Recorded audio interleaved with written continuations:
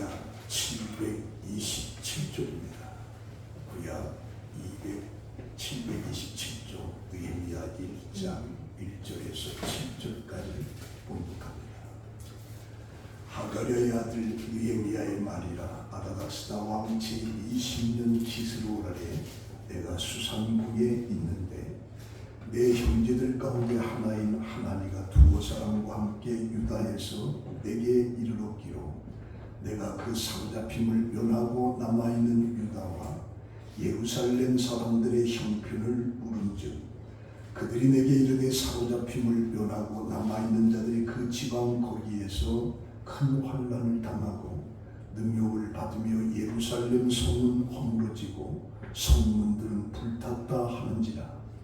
내가 이 말을 듣고 앉아서 울고 수일 동안 슬퍼하며 하늘의 하나님 앞에 금식하며 기도하여 이르되 하늘의 하나님 여호와 크고 두려우신 하나님이여 주를 사랑하고 주의 계명을 지키는 자에게 언약을 지키시며 긍휼을 베푸시는 주여 간구하나이다. 이제 종이 주의 종들인 이스라엘 자손을 위하여 주야로 기도하며 우리 이스라엘 자손이 주께 범죄한 자들을 자복하오니 주는 귀를 기울이시며 눈을 여시사 종의 기도를 들으시옵소서. 나와 내 아버지의 집이 범죄하여 주를 향하여 크게 악을 행하여 주께서 주의 종 모세에게 명령하신 계명과 율례와 규례를 지키지 아니하였나이다. 아멘. 설교를 하기 전에 오늘 미국에서 이 한별의 특성이 있겠습니다.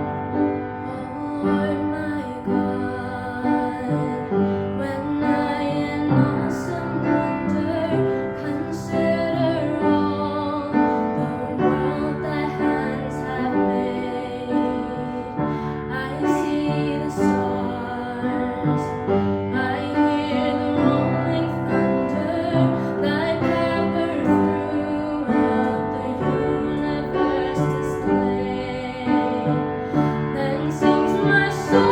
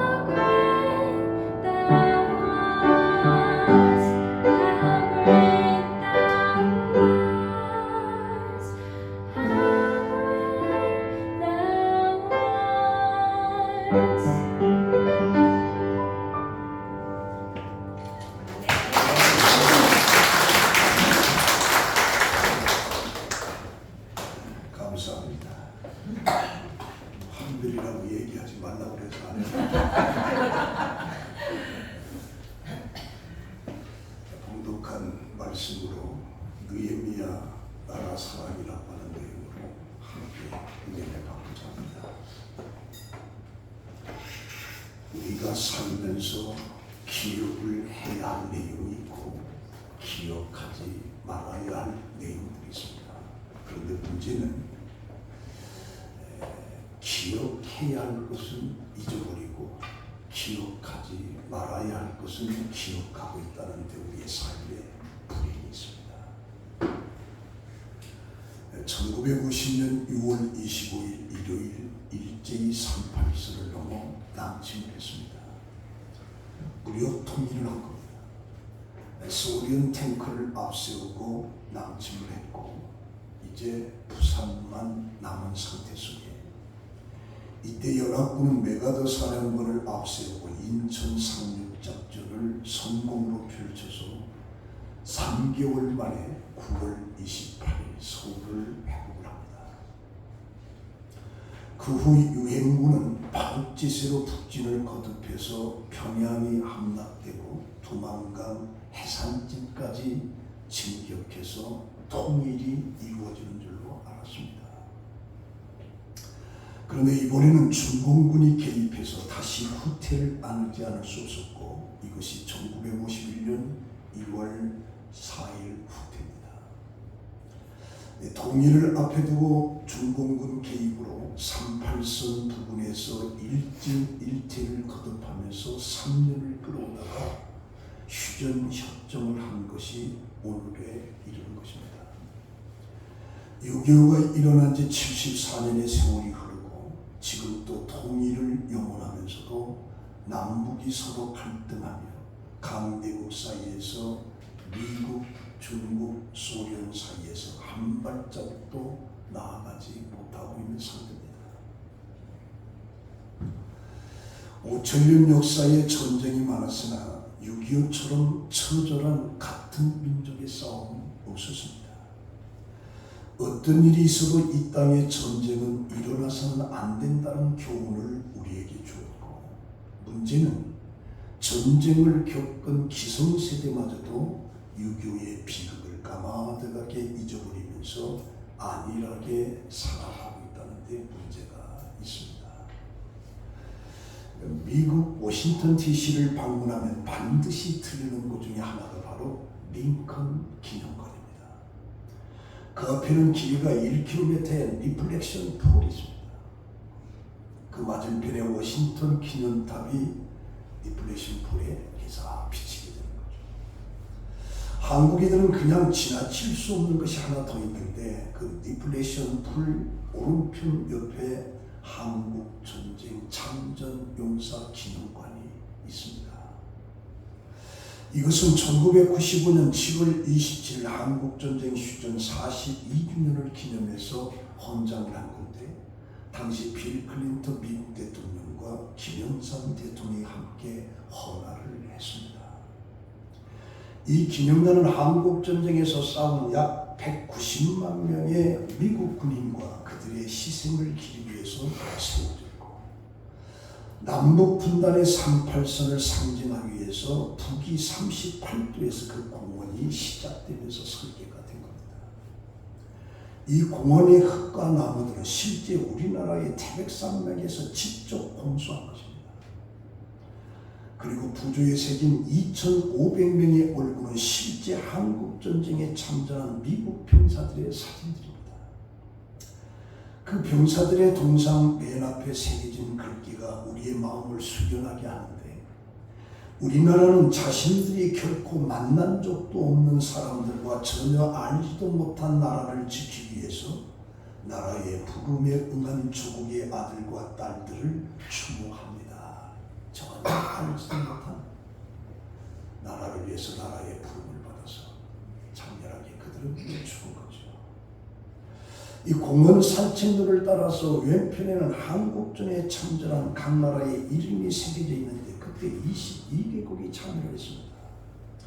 그리고 한국전쟁에서 전사한 병사들의 수와 유행군의 수가 새겨져 있는데 미군이 54,226명이 우리나라에서 죽었습니다. 그리고 맨 끝에는 프리덤 is not free라고 하는 유명한 말이 있습니다. 이 말은 무슨 말이냐? 자유는 공짜가 아니다. 우리는 6.25의 아픔을 망각하지 말고 기억하면서 살아야 되는데 오늘의 젊은 세대, 기성세대까지도 6.25에 대해서 가만하게 잊어버리고 살아가고 있습니다. 이 덴마크의 영웅 구른드비 목사는 자원도 없고 돌짝박 투성인 나라를 살기 위해서 하나님을 사랑하자, 나라를 사랑하자, 땅을 사랑하자라고 하는 필요를 가지고 국민의 정신을 개혁해줍니다. 그래서 오늘의 덴마크를 지상의 낙원이라고 할 만큼 잘 사는 나라로 만들었습니다. 그 덴마크의 젊은이들은 호화로운 파티에 들어갈 때 먼저 선조들이 굶주리며 고생했던 것을 상기하기 위해서 맛없는 까만 보리떡 하나와 물 한 컵을 마시고 그러고 들어가서 맛있는 음식을 먹는 게 바로 덴마크의 젊은이들. 과거에 고생하던 때를 쉽게 잊어버리는 백성은 과거보다 더 심한 고난을 당할 수가 있습니다. 그래서 신명기 32장 7절에는 옛날을 기억하라.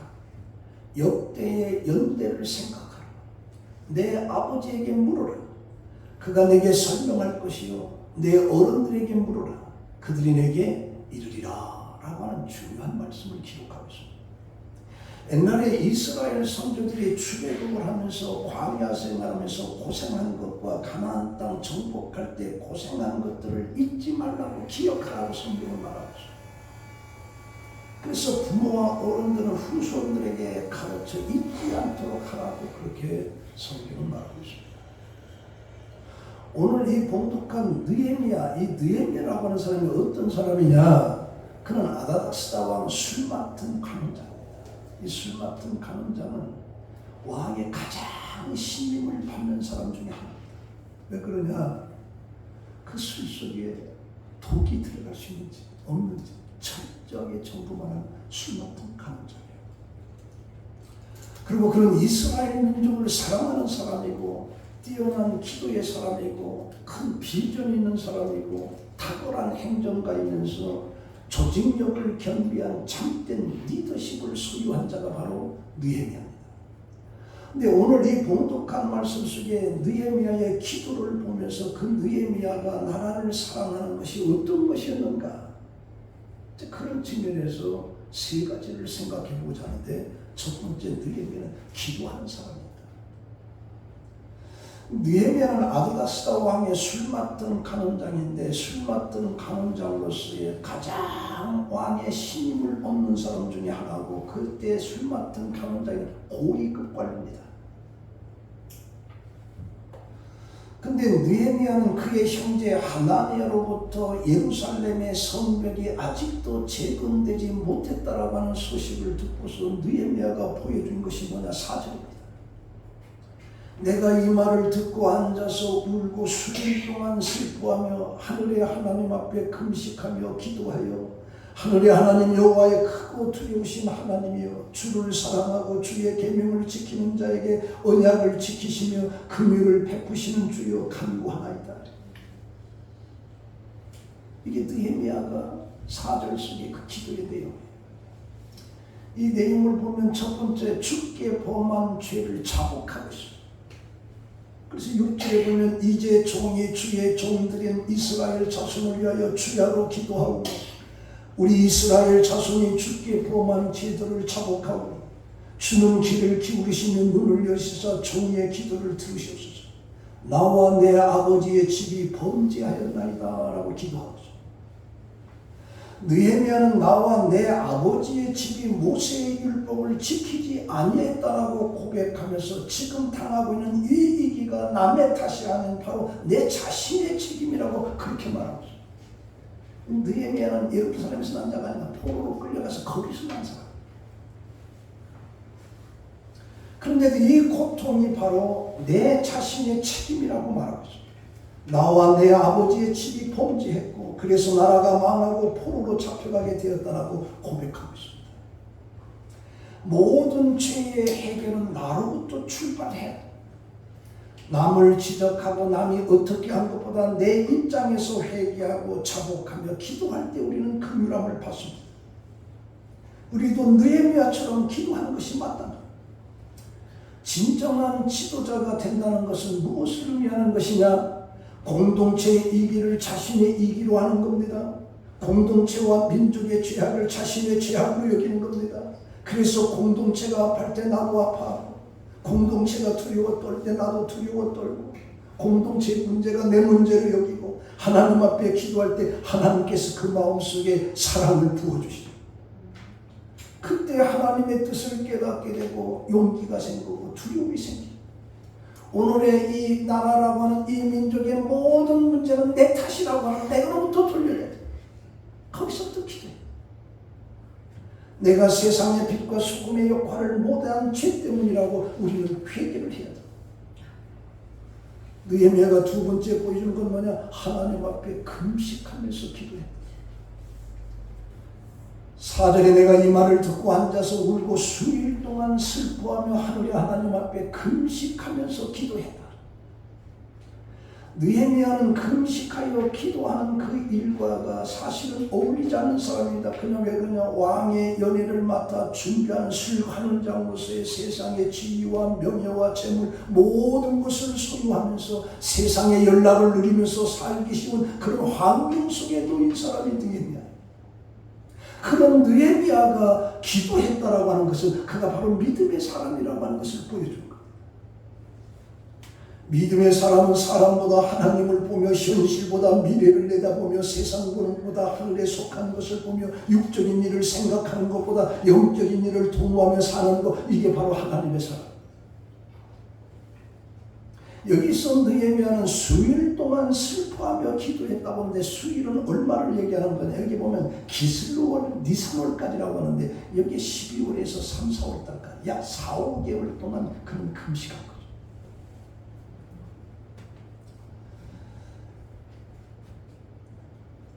이 금식하는 느헤미야는 다른 사람을 전혀 의식하지 않고 모른 채 혼자만이 금식합니다.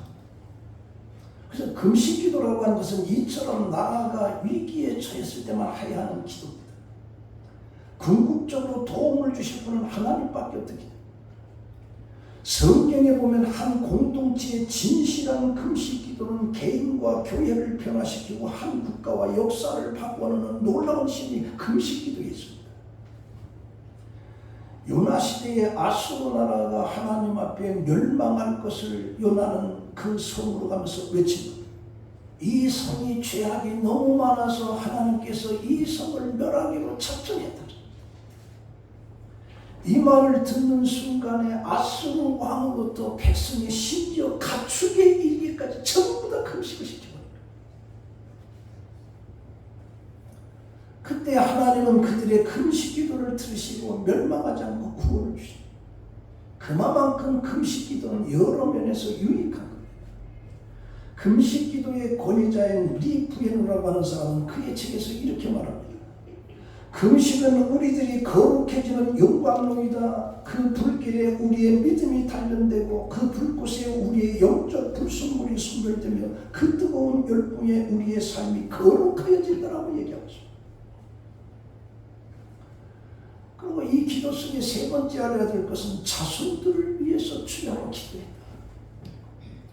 6절에 보면 이에 종이 주의 종들인 이스라엘 자손을 위하여 주야로 기도하오. 자손들을 위해서 주야로 기도했다. 우리나라의 미래는 우리 자손들에게 달려있습니다.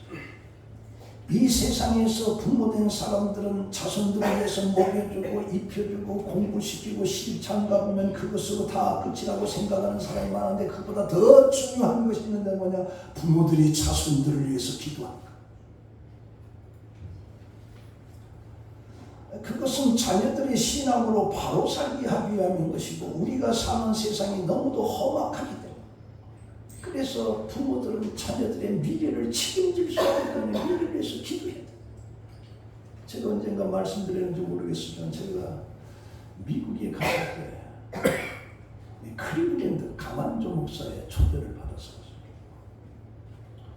그때 그 사위가 제가 온다 보니까 차를 다시 샀어요. 그 나이아가라 폭, 그때 내가 랍스터를 처음 먹어봤어요. 그래서 가진 정성을 다해서 그렇게 베푸는 모습. 근데 그가 그렇게 될 수 있는 건 뭐냐? 그의 아버지가 군산에서 장군이었는데 그 아이가 키가 조그만했어요. 매일매일 하루도 빠짐없이 눈이 오나 비가 오나 학교 갈 때 그 문 앞에서 그 아이 머리다 대고 손 하나님 이 아이를 축복하옵소서. 이 아이의 키를 열어주고 키가 작아. 그 기도를 매 하루도 빠지지 않고 대문가에서 기도해줘. 가서 보면 나보다 더 커요. 그리고 그 아이가 하루에 그때 또 1,000달러 이상 하루에. 그리고 이 컴퓨터인데 모든 큰 회사들이 뭐가 고장났다면 이 아이만 가면 그게 해결돼. 그래서 내가 그때 감동을 받았어. 하루에 좀 나 같은 것을 위해서 그냥 차고 배우러 딱 하고 그 나이가 랍스터 대접을 너무 잘하죠. 그게 뭐냐? 그 부모가 그 자식을 위해서 기도. 그래서 우리 부모들은 자손들을 위해서 하루도 빠짐없이 기도해야 돼. 예수님께서도 십자가를 지고 골고다를 향하실 때 울면서 뒤따르는 여인들에게 말하는 나를 위해서 울지 말고 나와 너와 너희 자녀들을 위해서 울라. 나를 위해서 울지 말고 너희 자녀들을 위해서 울라라고 예수님께서 말씀하셨습니다. 그래서 부모는 자녀들을 어려서부터 믿음으로 양육하고 기도하는 일을 쉬지 말고 그래서 느헤미야도 자손을 위하여 주야로 기도한다. 이 말은 쉬지 않고 기도한다라고 하는 의미입니다. 같은 문제를 놓고 계속해서 규칙적으로 기도했다. 기도를 지속한다라고 하는 건 쉽지 않습니다. 기도의 제목을 놓고 일평생 기도들, 자녀를 위해서 일평생 기도해야 돼요. 이게 부모들의 할 일이에요. 아침, 저녁, 새벽, 가정예배 계속해서 자손들의 미래를 위해서 부모들의 기도가 있고 이 부모들의 기도에 의해서 자녀들의 미래가 보장됩니다. 느헤미야가 그러죠. 그리고 두 번째 느헤미야를 통해서 우리가 볼 수 있는 뭐냐? 질서와 준비하는 삶이었습니다. 이 세상은 질서와 혼돈으로 되어 있습니다. 질서의 도를 넘게 되면 혼돈입니다. 혼돈이라고 하는 것은 우리가 이해하지 못하는 모든 상황을 말하는 것이고 질서의 실종이 바로 혼란입니다. 창세기 1장을 쳐다보면 하나님께서 태초에 말씀으로 세상을 창조했다고 할 때 이제는 그 땅에 혼돈했다. 혼돈한 그 땅에 말씀으로 질서를 세우신 거예요. 그래서 하나님의 형상대로 지음을 받은 인간은 질서의 삶을 만들어내야 되고 질서가 지배하는 세계에서는 모든 것이 예정대로 새로운 것도 충격적인 것도 고통도 없는 그런 질서의 삶이 이루어진 겁니다. 그리고 질서라고 하는 것은 하나님의 뜻대로 움직이는 것이고 질서라고 하는 이 세계 속에서 진실한 친구와 신뢰하는 동료가 있다. 근데 친구가 동료를 배반하거나 팔아넘기게 되면 질서가 깨지게 되고 그게 혼돈이 오고 혼돈 속에는 파멸이 오는 거예요. 질서는 역시 안정된 결혼생활 같은 겁니다. 혼돈은 상대방의 배신을 알게 됐을 때 땅이 꺼지는 듯 충격이지만 질서는 당신의 가치관대로 결혼과 행동이 체계화되고 모든 것이 생각된 대로 진행되는 시간의 공간입니다. 반면에 혼돈은 비극적인 사고입니다. 에덴 동산에서 하나님은 아담과 하와를 창조했을 때 질서의 세계에 있습니다. 근데 따먹지 말라라고 하는 선악과를 따먹는 그 순간부터 그 에덴 동산은 질서가 깨지고 혼돈이 들어옵니다. 그런데 중요한 것은 뭐냐? 질서 속에 항상 혼돈은 에덴 동산 뱀처럼 찾아온다는 거죠. 내 안에 슬금슬금 들어오면서 우리는 들어오는 그 뱀을 막을 수가 없습니다. 그래서 알렉산드로 솔제니츠는 이렇게 말합니다. 선과 악을 구분하는 경계선은 모든 인간의 마음을 관통하고 있다. 뱀은 하와에게 금지된 열매를 먹으면 영원히 죽지 않는다라고 질서를 깨뜨리는 혼란을 집어넣습니다. 눈도 밝아진다고 합니다. 하나님처럼 선악을 구별할 수 있을 것이라고 말합니다. 인간 하와는 더 알고 싶은 욕심에 금지된 열매를 먹으면서 질서가 깨지고 혼란이 오면서 그에게 죽음이 오고 추방나는 비극이 옵니다. 그 혼돈으로 고통을 주는 것은 어떤 이기적인 권력, 또 경제에 있는 노동자와 고용주, 있는 자와 없는 자의 관계 속에서 질서가 있어야 되는데 그 질서가 깨지면 혼돈이 오고 혼돈이 들면 모든 것은 끝나는 겁니다. 페른바크가 이런 전쟁이라고 하는 6.25를 배경해서 쓴 책이 있습니다. 그 유명한 책인데 이 책의 가장 큰 미덕은 당시 싸움에서 아군 진영에서 가장 큰 전력을 보탰던 미국이 어떤 시각과 입장에서 전쟁을 수행했느냐라고 하는 매우 선명하게 들여다볼 수 있는 책입니다. 그런데 그곳에서 뭐라고 하느냐 그러니 미국은 싸움에 나섰지만 싸움의 의지가 부족했다라고 그 책은 결론을 내렸습니다. 공산주의 진영의 세력 확산에 대응하려는 자세는 지녔으나 뒤에서 버티고 있는 소련과 세계대전이 두려워 공세에 나서서도 그 공세에 제대로 지속하지 못한 미국의 속내가 그 책에서 장연하게 드러나고 있습니다. 그래서 이 책의 과거는 미국은 준비 없이 전쟁을 맞았다는 점이고 미래는 모든 종류의 전쟁에 대비하지 않는 국가는 국가 정책에서 전쟁을 포기해야 한다고 하는 것을 쓰여 있습니다. 그래서 이 책의 저자가 그런 뭐냐 싸울 준비가 되지 않는 국민은 정신적으로 항복할 준비를 해야 된다. 싸울 준비를 하지 않는 국민은 정신적으로 항복해야 된다라고 하는 생각을 살아야 된다. 이게 전쟁을 잊고 전쟁의 가능성에 대비하지 않는 사람이 평화를 읊조릴 자격은 없습니다. 모든 것은 준비된 상태 속에서 평화를 얘기해야지 준비 없이 평화만 얘기하면 안 된다. 그 미국 국방장관 제임스 매티스 장관이 이 책의 일독을 권하면서 미 육관사관학교, 미 육군지휘참모대학 필수 독서를 지었다. 우리가 잘 알고 있는 1967년도의 7.1 전쟁입니다. 7.1 전쟁. 이스라엘과 이집트가 전쟁을 하는데 그때 외국에서 유학을 하던 이스라엘 학생들은 일제히 약속이나 한 듯이 귀국해서 전쟁터로 지원했습니다.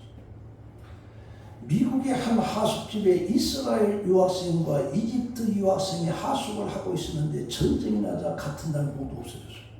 알고 보니까 이스라엘 학생들은 조국에 가서 전쟁에 가담했고 이집트 학생들은 끌려갈까 봐서 다른 곳으로 피난을 갔습니다. 그러므로 이스라엘은 불과 7일 만에 아랍을 항복시키고 승리한 이게 7일 전쟁, 유명한 전쟁이죠. 이집트는 1억이 넘는 대국입니다. 이스라엘은 그때 300만 밖에 되었습니다. 이스라엘 300만 명은 단합을 했고 이집트 하늘에 이스라엘의 전투기에 떠 있을 때 아랍군의 대공포가 이스라엘 비행기 한 대를 추락시켰습니다. 그 추락된 비행기에 가보니까 놀랍게도 조종사가 만삭된 여인이었습니다. 그래서 이스라엘 노인과 어린아이를 제압한 모두가 군인. 결국에 이집트는 항복하고 난 거예요. 준비. 어쩌면 오늘 우리 한국 사회도 상당히 심각한 속에 있는데 우리는 6.25를 기억하면서 준비하는 자들이 돼요. 세 번째는 행동하는 삶입니다. 행동 없는 외침은 아무 힘이 없습니다. 사랑을 말하면서도 행동으로 보여주지 못하면 아무 감동을 주지 못합니다. 나라를 위한다라고 하는 이 정치인들을 쳐다보면 행동이 없어요. 말은 많은데 행동이 없어요. 행동이. 비극적인 거죠. 이 바사제국 주전 485년인데 그때 아수르 왕이 그 지역 전체를 다 통치하고 있었습니다. 그때 에스더라고 하는 왕비가 있었어요. 그 모르드게의 삼촌 밑에서 자랐는데 그 모르드게가 국무총리인 하만과의 사이가 좋지 못했는데 그 사이가 좋지 못한 이유가 뭐냐? 모르드게가 하만에게 절을 하지 않았다. 괘씸하다. 저녁을 주게. 그러다 보니까 모르드게가 유다민족이라고 하는 것을 알고 유다민족 모르드게 한 사람만 죽여서 안 돼. 유다민족 전체를 다 죽여야 되겠다. 이게 하만의 마음이었어요. 그래서 왕을 찾아간 하만은 한 민족이 흩어져 사는데 왕의 법률을 지키지 않습니다. 이것을 용납하는 것은 왕에게 무익합니다. 그래서 조서를 내려서 그들을 진멸하게 하소서. 그 돈은 내가 다 되겠습니다. 왕이 허락을 한 거죠. 그래서 어느 날짜에 유대인들은 전부 다 죽이기로 밤이 다 붙이니까 그것을 쳐다보는 이스라엘 민족은 거기서 대성통곡하면서 금식하면서 난리가 났어요. 그때 모르드게도 이 사실을 알고 자기 옷을 찢고 굵은 베옷을 입고 채를 뒤집어 쓰면서 성중에 나서 대성통곡을 하는 대성통곡. 유대인들도 애통하면서 금식하면서 울면서 부르짖는 사람들이 무수하게 거기서 왜? 한 달에 다 죽으니까. 그때 왕비 에스더가 하만이 자기가 유대인이라고 하는 것을 죽이기로 했다는 사실을 알고 이제 모르드게는 에스더를 자기 조카 에스더 왕으로 부른 거죠. 너는 우리 민족을 위해서 왕에게 나가서 이걸 탄원 좀 해라. 그때 에스더가 뭐냐? 왕이 나를 부른 지가 한 달이 넘습니다. 그때 왕이 부르지 않고 왕비 누가 나가면 그럼 그 자리에서 죽이고 있어요. 이게 왕이 자기를 부른 지가 한 달이 넘다. 갈 수 없다는 얘기죠. 그때 모르드게가 뭐라고 그러냐? 너는 왕궁에 혼자 있으면서 너 혼자 잘될 걸 생각하냐? 네가 나서지 않으면 하나님께서 다른 사람들을 통해서 구원하겠거니와 너와 네 자식 전부 다 멸망을 당하리라. 어쩌면 이때를 위해서 네가 왕비가 되는지 어떻게 알겠냐? 이때를 위해서.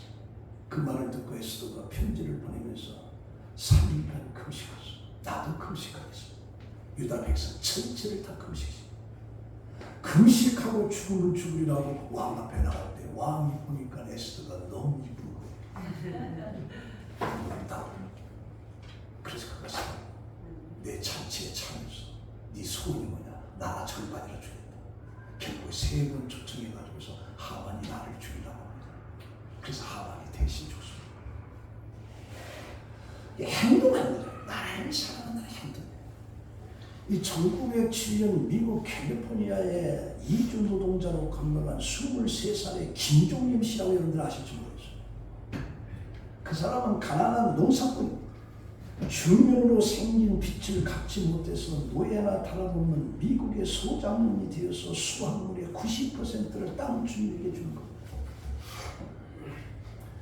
이런 와중에도 미국의 주식 곡물인 미리아는 쌀을 묵묵히 성실하게 재배하던 김종일. 지금 또 자신의 땅을 밀려가더니 어느새 400만 평. 우리나라 쌀이 맛있는 캘리포니아 아키아바리가 한국 쌀은 저리가라. 얼마나 맛있는지 몰라요. 그래서 저는 캘리포니아 가면 순두부, 하얀 밥에 순두부 사 먹습니다. 너무너무 기름지고 맛있어요. 한국 쌀은 저리가라. 그래서 이 사람을 캘리포니아 백미 대왕이라고 불리게 되는데 이렇게 피와 땀으로 이룬 재산을 한 가지 목적을 위해서 아낌없이 쏟아붓습니다. 이 김종림이 백미 대왕이라 불리면서 벌어들인 돈은 조국 독립을 위해서 살고 독립운동의 소식을 전하는 신문사에 인쇄기를 사주고 대한민국 임시정부의 지원에도 아낌없이 1920년 미국 캘리포니아대 최초의 윌로스라고 하는 한인 전투 비행학교가 설립하는데 학교 지구, 비행기 구매, 학교 운영비 거의 모든 자금을 대한민국 공군의 뿌리를 도왔던 것. 그 많은 재산을 조국을 위해서 사용했음에도 불구하고 자식들에게는 자기가 독립운동한다는 한마디도 하지 않았어요. 전부 다 다 갖다 바치면서 자식들 자기 아버지가 독립운동인 걸 몰랐어요. 이만큼 우리가 중요한 것은 행동이에요. 나라를 사랑한다는 행동, 교회를 사랑하는 행동이에요. 행동이 없는 말은 아무 의미가 없어요. 아무 의미. 그렇다 보면 오늘 우리는 조국을 위해서 무엇을 해야 되는 것인가? 무엇을 해야 되는 우리 느헤미야를 쳐다보면서 우리 결론을 냈습니다. 독일의 철학자 니체는 왜 살아야 하는지 아는 사람, 삶의 의미를 아는 사람은 어떻게든지 살아갈 수가 있다. 왜? 존재할 이유가 있기 때문에. 존재할 이유가